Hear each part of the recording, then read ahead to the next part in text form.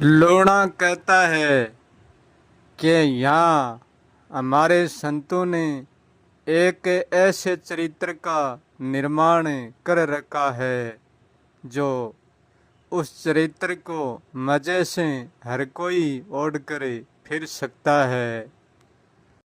और उस चरित्र की खासियत ये है कि वह सीधी शरीर से जुड़ती है। उस चरित्र में शरीर बड़ा रोमांच दिखता है, शरीर बड़ा सुंदर दिखता है और उस चरित्र की हद भी शरीर तक की हो सकती है, शायद आगे नहीं हो सकती। इस शरीर की ये भी बहुत बड़ी विशेषता है, वो युवतियों से बहुत चिढ़ता है, स्त्रियों से बहुत चिढ़ता है। यदि अकेले में सामने चरित्र की माँ भी दिख जाती है तो चरित्र भीतर से खोखला जाता है, चरित्र चरित्र भीतर से कंपन करने लग जाता है, चरित्र झुक जाता है।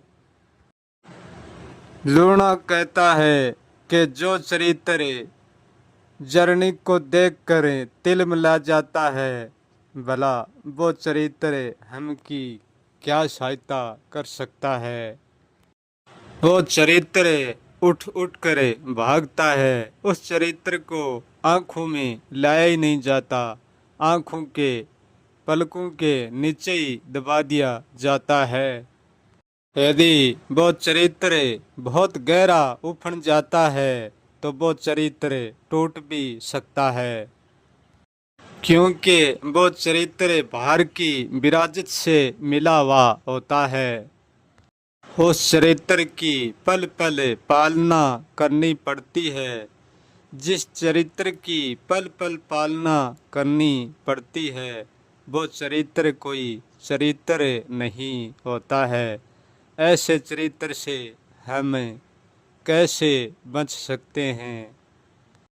जिस चरित्र को हमने बचा कर रखना पड़ता है वो चरित्र हमारा कैसे उद्धार कर सकता है। वो हमारा बनाया हुआ चरित्र है, वो बना हुआ नहीं है। एक चरित्र वो है जो सीधा प्रकृति से मिलता है और एक चरित्र हम बनाते हैं।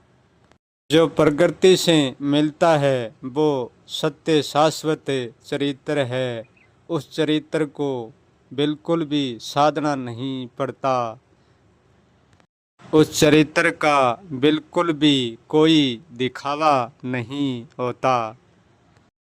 भी चरित्र की खासियत ये है वो चरित्र चरित्र को रोकता नहीं है, वो चरित्र को जानता है। शाश्वत चरित्र को ओढ़ा नहीं जाता, जगाया जाता है। और जो नकली चरित्र है ये चरित्र ओढ़ा जाता है, बाहर से लिया जाता है। ऊंचा चरित्र बनाना है तो चरित्र हीनता का पहली ऊंचा प्रदूषण करना पड़ता है। जब जब हम बढ़िया चरित्रवान कहलाते हैं। जिस चरित्र पर जीवन भर जोर दिया जाता है उसके पास चरित्र की बहुत बड़ी कमी होती है, इसलिए कमी को बचा कर रखना पड़ता है। और जिस चरित्र में कोई कमी नहीं होती है उसको कोई भी बचा कर रखने की आवश्यकता नहीं। चरित्र हमको बचा लेता है, हमें चरित्र की बचाने की कोई आवश्यकता नहीं है। सत्य चरित्र है वो भीतर से जागरूक होता है। चरित्रता की नग्नता बाहर साफ नजर आती है, उसलिए चरित्र को ढाक कर रखना पड़ता है। ये नकली चरित्र दुनिया को लुटा देता है, वो ही असली चरित्र का अधिकार पाता है। ये बाहर का दिखावे का चरित्र प्रकृति की माया को बांध लेता है।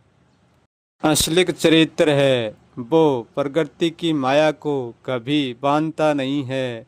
जो प्रकृति देती है उस माया को वापस प्रकृति को ही लौटा देता है। नदी के चाहे कितना ही गहरा बांध लगाओ, कुछ देर के लिए रुक जाती है, परंतु मौका मिलते ही बांध को तोड़ डालती है। जो चीज नदी के साथ रुक जाती है वह कुछ करने की चिंता नहीं रखती, चिंता सब छोड़ देती है। जो शक्ति कुछ करने में लगी रहती है, नदी को रोकने में लगी रहती है, वह नदी के रोकने में नष्ट हो जाती है। यहाँ नदी का अर्थ सीधा चरित्र सही है। लूणा कहता है, शायद मैं एक ऐसा इकलौता व्यक्ति हूँ, मुझे बाहर के चरित्र का कोई भी मालूम नहीं है। जिस व्यक्ति को अपने चरित्र का पता चल जाता है, असल में वही व्यक्ति अपने असली चरित्र से वंचित हो जाता है। क्योंकि चरित्र सत्य कुछ करने से नहीं बनता। यहाँ चरित्र का प्रमाण कुछ करने न योग्य है। लूणा कहता है, मुझे चरित्र का कैसे पता होगा? हमने चरित्र कभी साधा नहीं है, हमारा चरित्र हमको साधता है, हमें चरित्र को कभी नहीं साधा है। हमें जो चरित्र संभाल कर रखता है उसका घर बनावट में नहीं है बनावटी में है। हमारा चरित्र बनता बिगड़ता नहीं है, सदा एक रस रहता है। हमारे चरित्र में खोने जैसा और पाने जैसा कुछ नहीं होता है। मेरे भीतर जो चरित्र सदा है, ये चरित्र कोई बिरलों के भीतर ही सदा है। उस चरित्र की पालना नहीं करनी पड़ती, उसकी अपालना होती है।